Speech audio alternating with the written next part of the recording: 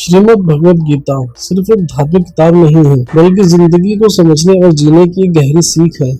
इसमें वो ज्ञान है जो इंसान को मुश्किल वक्त में भी टिके रहने की ताकत देता है। जब दिल बेचैन हो, मन परेशान हो, तब गीता पढ़ना जैसे किसी अपने से बात करने से जैसा लगता है। इसके श्लोक भीतर तक सुकून पहुंचाते हैं। आज की तेज रफ्तार और तनाव भरे दौर में भी गीता की बातें उतने ही मायने रखती हैं जितने पहले रखती थी।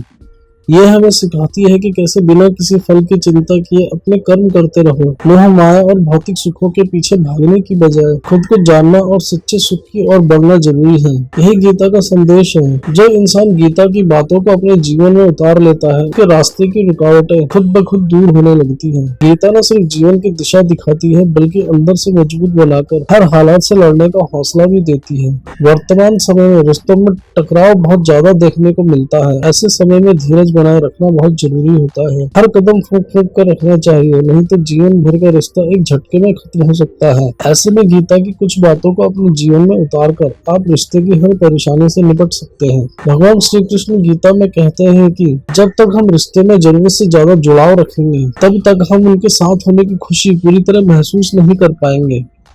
अक्सर हम अपनों से इतना मोह पाल लेते हैं कि उनके बिना कुछ भी अधूरा सा लगने लगता है, लेकिन यही मोह हमें अंदर ही अंदर बांधने लगता है। जब कोई चीज बांधने लगे तो उसमें आजादी कहाँ रह जाती है।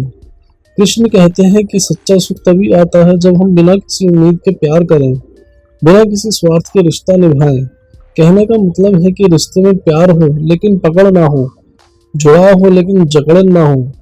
जब हम मोह से ऊपर उठते हैं, तभी हम अपने रिश्तों को एक नई नजर से देख पाते हैं, और वही असली आनंद होता है। भगवान श्री कृष्ण कहते हैं कि रिश्ते में एक इंसान की इच्छा होती है कि उसे प्यार मिले, उसकी भावनाओं की कद्र हो और इज्जत दी जाए, लेकिन यह व्यक्ति के अपने व्यवहार पर निर्भर करता है।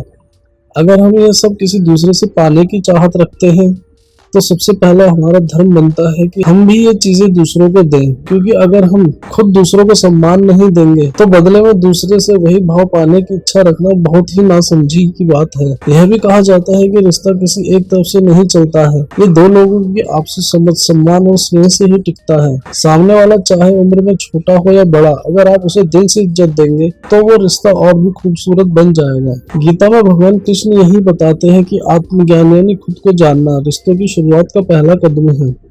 अगर आप खुद से जुड़े सवालों के जवाब ढूंढने लगेंगे, तो दूसरों से जुड़े उलझे रिश्ते भी सुलझने लगेंगे। ऐसे में रिश्ते को मजबूत बनाना है तो सबसे पहले खुद को समझना जरूरी है। जब तक हम अपने भीतर झांककर यह नहीं जान लेते कि हमारी असली जरूरतें, इच्छाएं और कमजोरियां क्या हैं, तब तक हम दूसरों के साथ सही जुड़ाव नहीं बना सकते। जब इंसान को पता होता है कि वह क्या महसूस करता है, उसे क्या करना चाहिए और कहाँ गलती करता है, तब वो दूसरों को भी बेहतर समझ पाता है। यही समझ एक रिश्ते को गहराई देती है। आपको बता दें, ये जो भी जानकारी हमने आपको दी है, ये धार्मिक मान्यताएं और सोशल मीडिया के माध्यम से दी है। मोक्ष चैनल इसकी पुष्टि नहीं करता है। ऐसी तमाम जानकारियों के लिए मोक्ष चैनल को सब्सक्राइब कर दें, बेल आइकन को भी जरूर दबा दें, ताकि आपसे कोई भी महत्वपूर्ण जानकारी ना छूटे, और साथ ही साथ हर एक वीडियो का नोटिफिकेशन आप तक पहुंचे। कोई शिकायत या सजेशन देना चाहते हो तो नीचे कमेंट सेक्शन के माध्यम से दें।